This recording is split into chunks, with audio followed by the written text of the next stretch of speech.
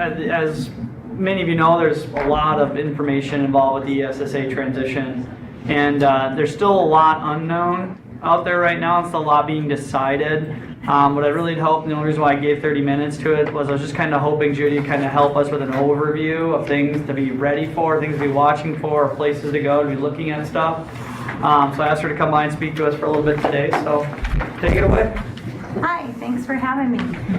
So I was also looking, as I was preparing this, kind of from a fiscal perspective. I come from Title I and LAP and the program. Some of you I get to work with a lot. In fact, some of you I see more than I do my ESD colleagues, so it's nice to see familiar faces here. So Dave asked me about the transition too, and what I thought I'd do first is, okay, maybe the battery's dead. I was so proud of myself for thinking of bringing that thing. Oh wow. Oops. So I'm going to just start with a brief overview of what ESSA is, sort of a little bit of background. I'm going to keep it under 5 minutes or less if I can. It stands for Every Student Succeeds Act. It was signed into law by President Obama December 10th of this past year, 2015. And we have a cushion. We have a transition year, 2016-17, and OSPI had to develop a transition plan and post it publicly by May 6th, which they have. And full implementation is scheduled for 2017-18, although as we all know, it's an election year and Congress could delay some of that, so we'll see what happens. But for now, it's a bipartisan law, so hopefully they'll be able to get it together and let it just keep chugging ahead. So there's a web page that you can go to on the OSPI website, and I'll send this PowerPoint slide deck to Dave to pass on to you. Then it just has this live link, so you don't have to go looking for it, although you can just search ESSA on the website and it'll bring you to it also. On there it has some great resources, including these that are on here, so I'm just going to go there so you can see the lay of the land. And what you can do when you go there is submit a request to be added to their distribution email list, and that way whenever they have updates you'll get an email, and it is nice because then you don't have to keep going back and forth and checking to see what's new on there. So you just click on there. If you really want some bedside reading to kind of, okay, I don't think it likes me doing that. This is 449 pages. You might want to look through it. This is the full text of the law, and it is nice to have as a reference though, so you can download it onto your desktop or something if you want it handy, but you might want to look through it before you actually hit print because there's a lot of pages. And then talks about the transition a little bit. It also talks about the consolidated plan, and so for 2017-18, OSPI has been charged with developing a consolidated plan. Now they've been waiting for the Department of Ed to provide some guidance on that. That has not really been all that forthcoming, so they knew that we would need to get this information that we need as far as what we're going to have to do in 2017-18 before fall of 2017-18, so they just went ahead with it, and they've created some teams and work groups, and they've already started that in the process. The timeline that they're hoping for is to be able to have a plan together by say October, November this year, submit it to Randy Dorn for signature because he's the final one, and then it goes to Jay Inslee, our governor, for his approval. Well, technically, apparently, he doesn't have to approve it. He just has to see it and sign it. He gets 30 days to provide some input, and he has to have his signature on it before it can go to the Department of Ed, and then they get 120 days to give their feedback. And so OSPI is hoping that by December they'll have it in their hands. They have only, I mean, it's all 3 months, but it's 120 days, 4 months. But after that 120 days, if they don't approve it, then, or give any feedback, it still moves forward. So, but we're hoping that we'll have something back by March of next year, which is still, yeah, it'd be nice to have it sooner than that for planning purposes for 17, 18, but at least, you know, if we have it in early spring, that's better than July or August. So that's kind of what they're going for. And there is a, let's see, on this site, you can see the organizational chart of who's on this consolidated, who's creating the consolidated plan. It's not user-friendly for seeing at any distance or even up close, but I'll do this. So there are all these 11 work groups here, and they're represented by accountability. There's a fiscal work group, there's student assessment, teaching and learning, all of these. One of the biggest pushes in ESSA is for the cross integration of programs. They really want there to be more flexibility, and with that, in this consolidated plan that OSPI is putting together in these work groups, it's for fiscal to work with accountability, and teaching and learning to work with accountability and assessment, and ELL group, and effective educator to work with, you know, the assessment team or the fiscal team or whatever. Anyway, wherever it makes sense for them to be cross integrating. And then they put all of their recommendations together and they funnel through to the federal programs work group, which I'm on this. Victoria Hodge is also a representative on that work group from Quincy. She's federal program director, special program director. And so all of their recommendations from these work groups funnel through this federal programs group. And then we need to send it on to the ESSA consolidated plan team, which is a huge team represented by a lot of different types of folks. Dr. McBride is on this team, but also there are non-educators on some of these teams. They were required to have a very diverse representation, so there are tribal representatives, there are private school representatives, community, parents, all sorts of groups. And OSPI has their own internal leadership team. They're also represented on all of these teams. And then it funnels up to Randy Dorn. So that's kind of how that works. I don't know why it keeps doing that. And if we go back onto this, it also has the FAQs. And I just wanted to show you, that's this document. I wasn't going to print it because it's 28 pages, but as I was looking through to see if there was anything that would interest you from the fiscal end of it, actually there's quite a bit in here, and so I thought you might want to have a copy just so you can reference it. Some of these things that it addresses go into effect this year. Some of them go into effect 2016-17, and then some in the final implementation. So it's kind of moving from when the bill was signed, December 10th, 2015, through to the 17-18 school year. And then these work groups will actually provide some guidance for moving beyond that. And so as Dave said, some of this has not even been determined yet. So we're going to look at some of that in just a second. Let's see, is there, and then the transition plan from OSPI for 16-17 in there. So as far as the transition for next year, one of the misconceptions is that AYP is gone, or No Child Left Behind is gone, excuse me.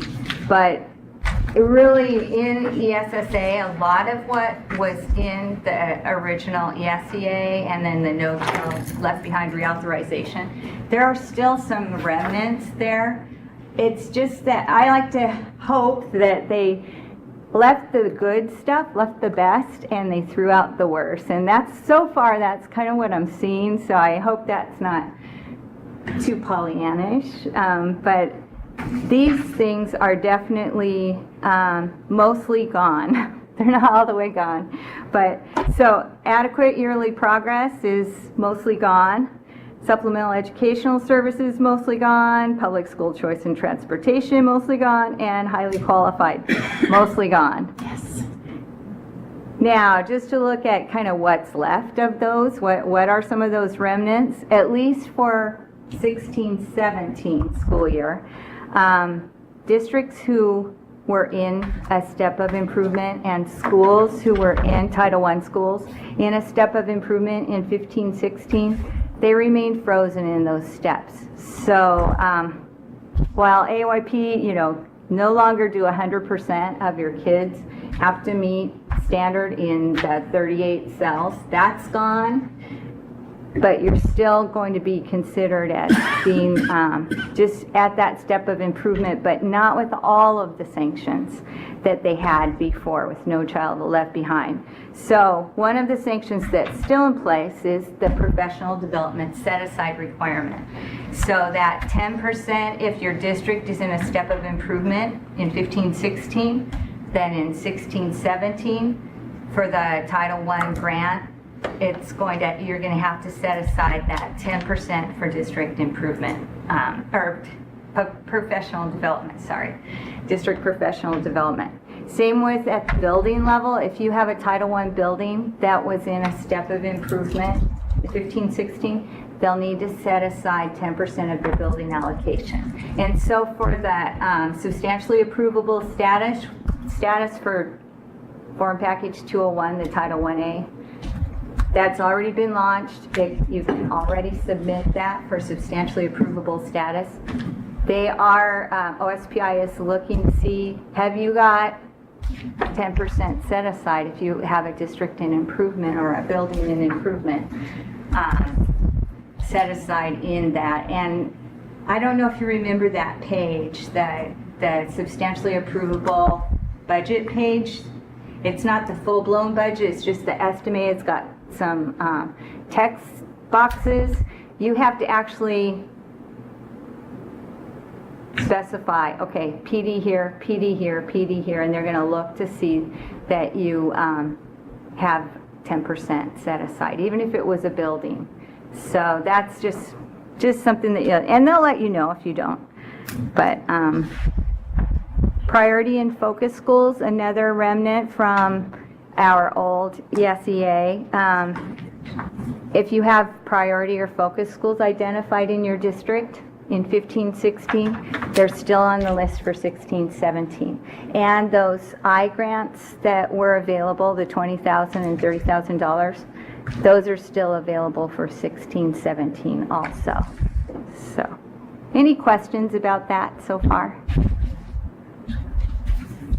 The things that are gone, which this won't matter to you as much as it probably will to your principals or your Title I directors, but those notifications that came with No Child Left Behind are no longer going to be required. So that part's awesome, including the priority and focus notification. Usually you had to send a letter in the fall letting parents know that you have a focus or priority school, but they don't have to notify them this time. Now, supplemental educational services, gone, but that 20% set aside, up to 20% can be set aside for helping those priority or focus schools that are in your district. And you can choose not to use any of that 20% set aside, but then in the I grant, the Title I I grant, you'll have to explain how you're going to support those schools, why what you're providing those schools is sufficient. So you might, this first year, you might want to go ahead and set aside a little bit of that 20%.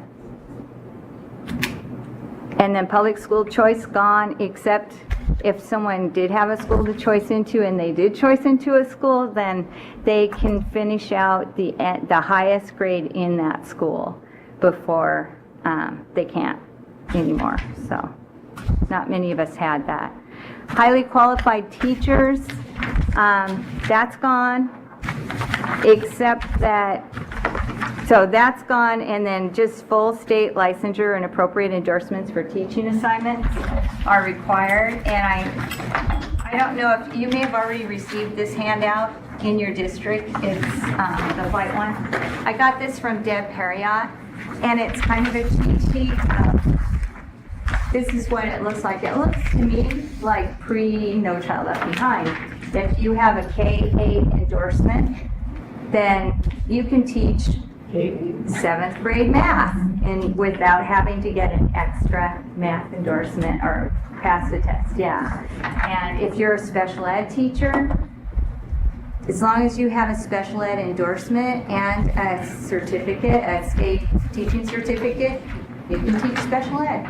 You don't have to get pass all the extra tests that go with that. So that was pretty exciting too. Judi? Yeah, one thing, because I'm on the effective educator group. Yes, I'm glad you brought that up too. The Shane. reason that the highly qualified has gone away, but they're kind of sneaking in a highly effective. And I guess in a nutshell, I'm on there representing small rural schools.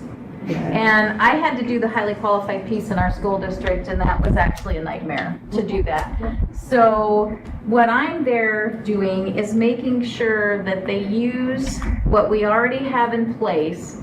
And our thoughts, you know, speaking with my superintendent and principals, is for highly effective. Number one, don't add anything else to it. Don't add another thing like they did with highly qualified. You know, so if determining highly effective, you know, to me the rational thing would be your evaluation. You know, we've spent how much time now on this new evaluation system? We should just be able to get the information right off of there, and as long as they're passing and then they're highly effective. And so that's basically, that has been my goal. And I'm happy to say that it's taken 5 meetings, and it's basically it's almost to the point where everybody on this committee is finally sitting back and going, well, let's just use TPEP.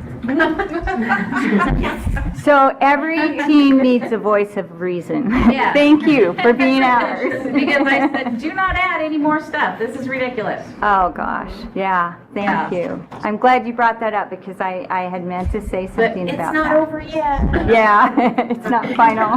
Well, it has to go through the federal programs work group, so Victoria and I will add our small school voice too. And that reminds me of just one thing too that I wanted to show you on their website. Down here where it has the work groups, you can, and I'll go into the effective educators work group, and it gives you some information about it. It gives you can click here, I think it is, here or here. Anyway, it gives you the list of who's on it, but then it also gives you meeting summaries. And so if you are interested in a specific one, then you can just click on the summaries that are in there, or maybe you want to just do the most recent, and it will give you the minutes from that. We can see how busy you guys have been. And the thing of it is there really is, I think there's about 25 people on this particular one. I mean, they're from WEA, of course, is all over this one. And so is also PSE. You know, PSE is there, you know, plugging for Paris. And, you know, WASDA's on there. Professional Educator Standards Board is on there. It's just, you know, big districts. So just sort of make your eyes glaze over a little bit. I bet. Yeah. So it is a real diverse. And so, as Shay mentioned, paraeducators are also represented in that. And right now, it's back to the No Child Left Behind criteria for paraeducators because we haven't adopted paraeducator standards in our state yet officially, and there are some that have been created, but they haven't been adopted. So until then, your paraeducators will need instructional paraeducators who are in school-wide buildings, especially, you know, all of them working with Title I students will have to, and any of the title programs, will have to either have 72 credit hours, an AA, or pass the ETS. And a diploma. We're working on that one. Diploma is a good thing. That's right. That came up this year. So, as far as changes, this is also explained a little bit more in depth in your, in this recap frequently asked questions towards the very back. As far as grants that will be continuing with ESSA and then grants that will be eliminated. Although, as you can see, it says, you know, it's not that they're being totally axed, it's just they're not a separate grant, they're combined with something else, a lot of them. And then new grants, so these are new, and I don't really know a lot of information about this, but I thought this might be helpful for you to just know it's on the horizon, and it does talk a little bit more about it. So supporting effective educator development, that's something that will probably be tied to what Shay's group is doing. This block grant, new to Title IV-A, they're talking about, in ESSA it talks about well-rounded education. And with a well-rounded education, they're going to allow you to use Title I for more. It's going to be just a little bit more flexible than it was before, although it's been getting that way this past year anyway with school-wide. But this block grant is to support that. And so more information to come on that. I hate to speak too much about it because I probably would just get myself in trouble. So I just wanted you to know those are out there. And it also speaks to that block grant a little bit in here. So on that, I think it's the last page or the page before that, or page before that. But anyway, I don't know if you have any questions or anything. I kind of went through pretty quickly. I just wanted to make sure that I've got all the information in there. No Do you have any other questions? questions for Judi? Reaping hasn't really changed. We What's still that? reap, reap to Title V like I do. I haven't heard any difference on that. And, and one thing about, like formula grants, calculating formula grants for 2016-17, they're saying that basically everything's the same as 15-16. I believe in 17-18, there could be some changes on the horizon, but they're saying for 16-17, you basically just look at what you did in 15-16. So small rural schools, same kind of thing. MSP, and I can't remember what that stands for. It's the math and science. Pardon me. Those aren't going to be funded in 17-18, but they say that it's within other grants. So anyway, it goes into more detail in here in the back. So it's interesting. AMAO, those kinds of things will no longer be calculated. So as far as if you have Title III grants, some of that attached to the AMAO, they'll freeze it where they were and still have to do what they did this year. But as far as more sanctions, that's not happening. So, anything else? Okay, and I'll be talking to the Title I directors tomorrow and LAP, and so if there's anything you want me to pass on, let me know. Well, thank you. Thank you, Judy. Call me if you have any questions. I can. Is this If I don't know it. drug-free schools grant that was on the list? Sorry. Is that called something different maybe, or is it going away completely? Because I think we use ESD for that service.